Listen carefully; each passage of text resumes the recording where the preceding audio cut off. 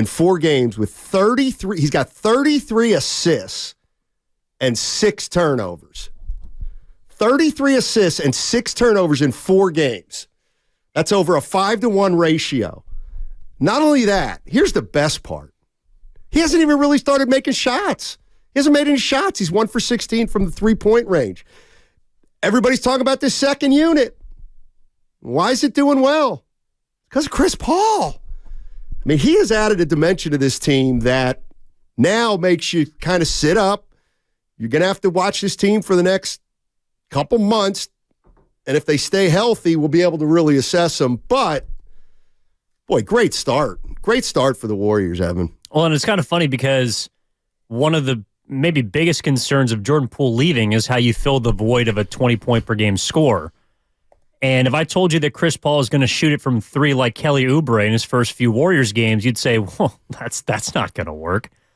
And yet you look up and down, and I could care less that Chris Paul hasn't made a 3-point shot because he appears to be, well, one, he's like automatic for mid-range, but then he raises the floor of this team in so many different areas that, and look, I still do not know if Chris Paul is going to raise the ceiling of this Warriors team, and we're going to find out throughout the year whether or not he creates a championship type of contender with this group. But for right now, like against a team like Houston or New Orleans, who's missing Brandon Ingram last night, and we're looking around the league and guys are missing games.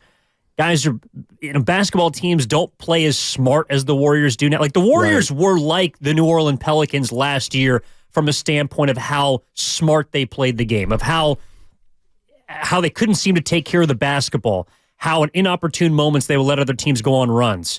And Chris Paul just puts a pin in all of that. And that's why I think, to your point over the summer, Steiny, he was a perfect fit for this Warriors team because what's the one thing they needed was kind of a general, not necessarily, a guy who could lead the way that Curry and Draymond does, but a guy that just calms things down and a guy that it is becoming very apparent that Steve Kerr trusts with the ball in his hands and no matter what situation. No doubt. Who's the best backup point guard the Warriors have ever had in the Steph Curry era? Because I think I know who I would say. Shaun Livingston? Yeah, that's who I would say. I was going to lean Jarrett Jack. Okay, that's true. Early in his career, he was great. That's true. I forgot about Jarrett Jack. He's a fair one. He and Livingston. But the thing, God, I just love passers. If you can pass, you can play on any team, and you can fit in seamlessly, and that's what this guy's done. Like the one thing we've talked about the whole Steph Curry era is who can back him up. And the fact that Chris Paul can come in and play 16 minutes, let's say, because Steph's averaging about 31 or 32. So for 16 minutes a night, essentially, Chris Paul is going to be the point guard and Steph Curry's going to be on the bench. Well, guess what? Chris Paul's going to be playing with a lot of second unit guys who are all... Look, the Warriors last night beat the New Orleans Pelicans, and Podziemski, Dale Davis's kid, and even Saric, they all played 20-plus minutes.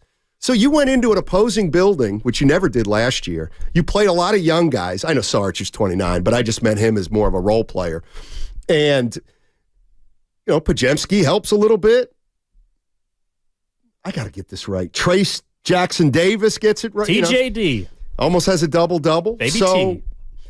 I mean, Chris Paul for the second unit is as good as everyone hoped it would be, and it looks like he's okay with it. As long as he's in at the end of the game, I don't think he's going to have a problem with it. Oh, and that's why through the first 4 games, if you're looking for the biggest storylines, like Stephen Curry is always going to be one of them because he has just willed them offensively. I think he's got 3 straight 20-point second halves, including the one last night. But Chris Paul's got to be 1A, if not equal, because of his impact on what he was brought here to do. Like Mike Dunleavy Jr. repeatedly told us, not just throughout the summer, but every time he talks to you guys, like winning. That's all that Chris Paul does is win. Right. That's what he was brought here to do, is to affect winning. And so far through the first 3 road games, and even the first game against Phoenix, in which he admittedly didn't shoot it well, Like you see the difference and the comfortability of players around him that I think if we're talking about impact, not just him passing on the floor, but you're exactly right. When you look in the box score and you see the amount of minutes played from starters as well as bench players, I think that has a direct correlation to Chris Paul's presence.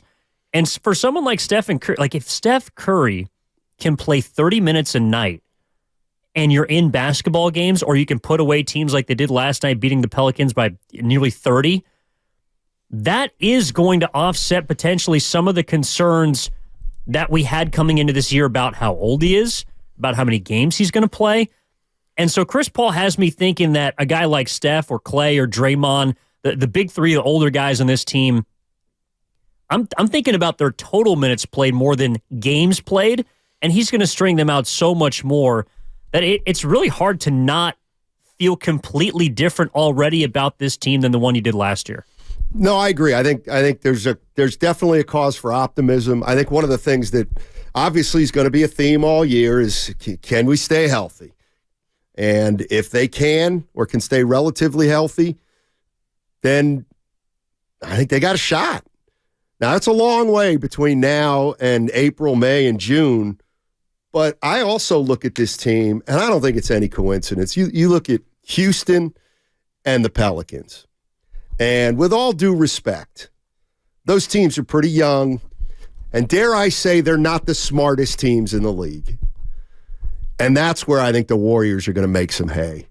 This team is so much smarter than other teams. And to me, I was watching that game start to finish last night, and I'm just thinking, the Warriors just are, they're not only in control of this game, they're making up for maybe their lack of height and lack of athleticism by just knowing how to play. They know how to play. The Pelicans don't know how to play. Not yet. They're growing into it. So I just, I look at this team, and when you have Steph Curry and Chris Paul and Draymond Green and maybe Looney on the floor, Saric, they're smart. I mean, this is a really smart team. And if I don't think Saric is going to be a big-time scorer for this team, and I don't think he's going to make a lot of shots, but he's one of these guys who he doesn't hurt you. He just doesn't hurt you because he knows where to be. And they got a lot of guys like that, especially if Jackson Davis can play 12 minutes a night. That's stuff that matters. That's important. Well, and the theme of the Western Conference, outside of maybe Denver, the Lakers, the Warriors, maybe Phoenix, they're all young and dumb. Like that's the Western Conference this year. And I think the Warriors have found a nice little niche of, they don't strike me as a team compared to last season that's going to beat themselves. And that was a major concern last year, not just because of Jordan Poole. And I know that everyone's going to inevitably point to the odd man out in this equation. But I think it's more about Chris Paul's presence than anything else, that he raises the floor. Also, the rest of the bench, to me, too, is a very different second unit than the one we saw last year, even though there's a couple of main pieces that were on the team as far as Kuminga and Moody. I know Kuminga didn't play last night, but they're now in their third year. They're better players. They have clearly developed into rotation players that Steve Kerr can trust. Specifically Moses Moody, who on a night where Klay Thompson is out, you can plug and play him 21 minutes, and he's not going to hurt you.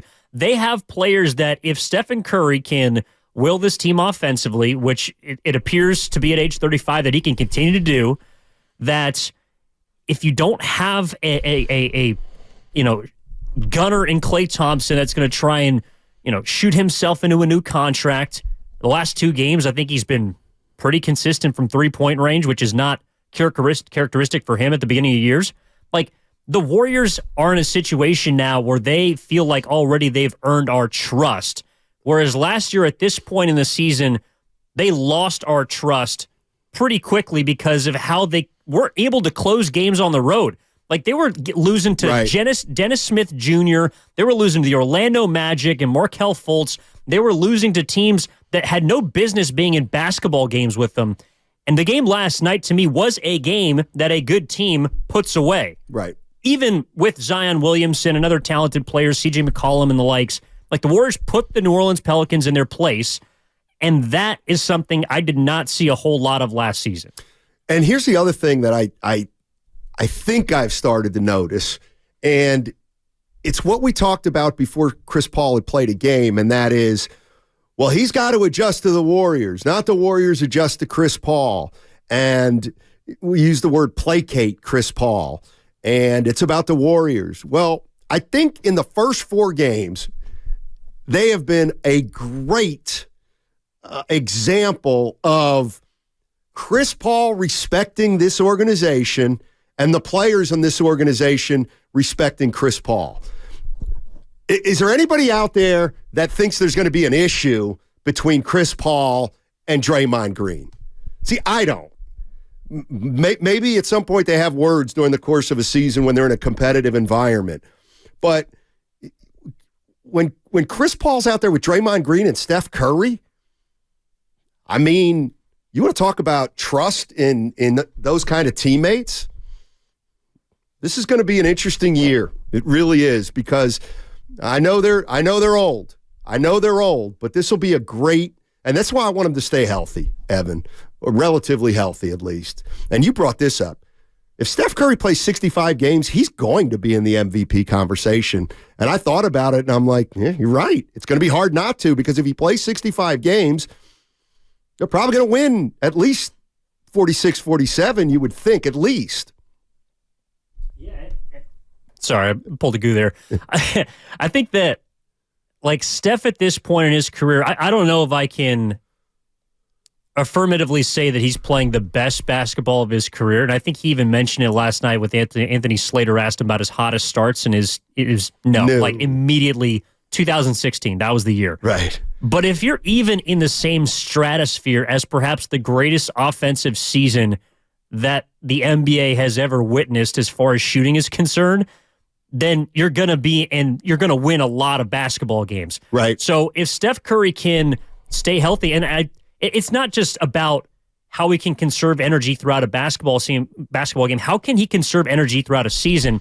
I do think that's also another ancillary effect of Chris Paul. Yep. And like, if we're talking about guys that you need to stay healthy, Steph Curry's at the top of the list. There's no doubt about it. But it's becoming increasingly clear very quickly that the other guy you must absolutely keep healthy throughout this season is Chris Paul. Because he is going to have an incredible effect on the regular season. And he's already, I mean, like, this is the thing, and one of the biggest concerns from Guru is, can he stay healthy in the playoffs? Because it's not as if we've seen Chris Paul, choke or play poorly come postseason time. It's just, can he stay on the floor? That's been the biggest question about his career, and probably the biggest question about him this season. Yeah, and look, nobody's getting ahead of themselves. They're 4 games into an 82-game season, but I think the question of health is going to be one that's going to last all season. That's the nature of having a team with this much experience. By the same token, if there were other questions about Chris Paul's fit and what his role's going to be, and if this team's deep enough, I think Chris Paul makes them deeper. And I don't mean just him. I think Chris Paul, you look at a guy like Jackson Davis. Without Chris Paul, he might not be able to play in a game, because that's how good Chris Paul is. Now, I don't want to say not be able to play in a game, but what I'm getting at is, when you have Chris Paul on the floor, you can integrate some young players, and it won't kill you if you don't have another young player playing alongside him, and they don't. And that's what Chris Paul, to me, represents. 888-957-9570 is the number. We're talking Golden State Warriors.